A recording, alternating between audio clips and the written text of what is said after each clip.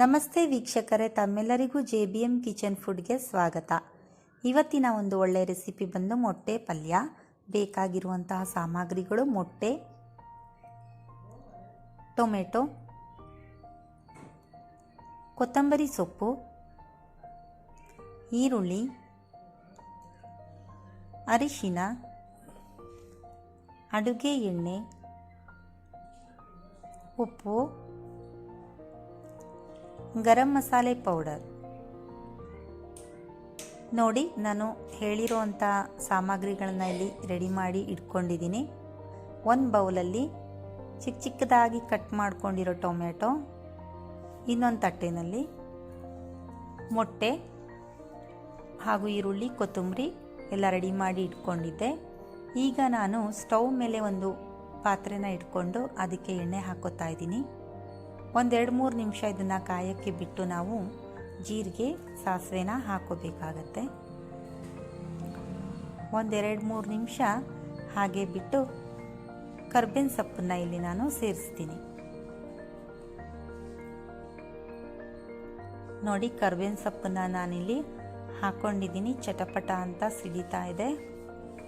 ಅದಾದ ನಂತರ ನಾನು ಸಣ್ಣದಾಗಿ ಕಟ್ ಮಾಡ್ಕೊಂಡಿರುವಂಥ ಈರುಳ್ಳಿ, ಕೊತ್ತಂಬರಿ ಸೊಪ್ಪು ಎರಡೂ ಒಟ್ಟಿಗೆ ಇಲ್ಲಿ ಹಾಕೋತೀನಿ.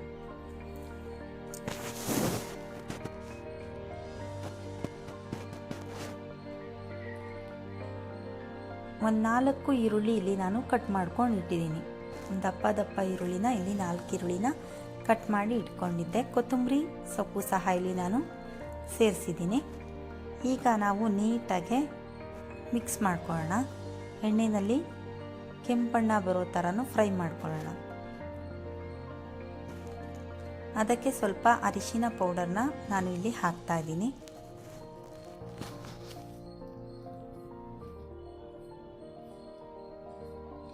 ನೋಡಿ, ಈರುಳ್ಳಿ ಕ್ಲೀನಾಗೆ ಫ್ರೈ ಆಗಿದೆ.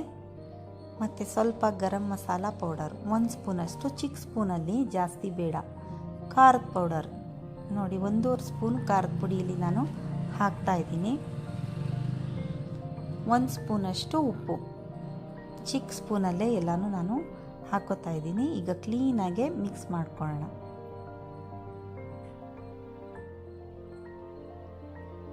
ಅದಾದ ನಂತರ ಒಂದು ಬೌಲಲ್ಲಿ ನಾನು ಟೊಮೊಟೊನ ಕಟ್ ಮಾಡ್ಕೊಂಡು ಇಟ್ಕೊಂಡಿದ್ದೆ. ಇಲ್ಲಿ ಟೊಮೊಟೊ ಸಹ ಇಲ್ಲಿ ನಾನು ಕ್ಲೀನಾಗೆ ಉಪ್ಪು ಖಾರದ ಜೊತೆ ಮಿಕ್ಸ್ ಆಗೋ ಥರ ಕಲಿಸ್ಕೊತಾ ಇದ್ದೀನಿ. ನೋಡಿ, ಸ್ವಲ್ಪ ಹೊತ್ತು ಇದನ್ನು ನಾವು ಬೇಯಲಿಕ್ಕೆ ಬಿಟ್ಬಿಡೋಣ. ಅದಾದ ನಂತರ ನಾನು ಒಂದೊಂದೇ ಮೊಟ್ಟೆನ ಇಲ್ಲಿ ಒಡೆದು ಹಾಕ್ತಾ ಇದ್ದೀನಿ. ನೋಡಿ, 1-6 ಮೊಟ್ಟೆನ ನಾನಿಲ್ಲಿ ಹಾಕೋತೀನಿ.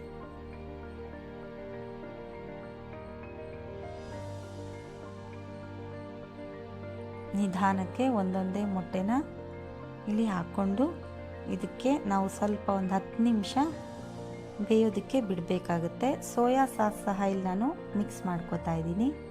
ನೋಡಿ, ಕಸೂರಿ ಮೇಥಿನ ಚಿಕ್ಕದಾಗಿ ಪೌಡ್ರ್ ಮಾಡ್ಕೊಂಡು ಟೇಸ್ಟಿಗೆ ನಾನು ಹಾಕ್ಕೊಂಡಿದ್ದೀನಿ. ಒಂದು 10 ನಿಮಿಷ ಹಂಗೆ ಬಿಟ್ಟು ಆಮೇಲೆ ನಾವು ತಟ್ಟೆ ತೆಗೆದು ನೋಡಿದಾಗ ಆಫ್ ಬೈ ಆಗಿರುತ್ತೆ. ನೋಡಿ, ಸ್ವಲ್ಪ ಬೆಂದಿರುತ್ತೆ, ಅರ್ಧಂಬರ್ಧ ಬೆಂದಿರುತ್ತೆ. ಮತ್ತು ನಾವು ಇದನ್ನೆಲ್ಲ ನೀಟಾಗಿ ಕಟ್ ಮಾಡಿಕೊಂಡು ಮತ್ತೆ ಸ್ವಲ್ಪ ಒಂದು 5-10 ನಿಮಿಷ ಬೇಯಿಸ್ಬೇಕಾಗುತ್ತೆ. ನೋಡಿ ಎಷ್ಟು ಚೆನ್ನಾಗಾಗಿದೆ ಇದು. ಇದನ್ನು ನಾವು ನೀಟಾಗಿ ಇವಾಗ ಕಟ್ ಮಾಡ್ಕೋಬೇಕಾಗತ್ತೆ.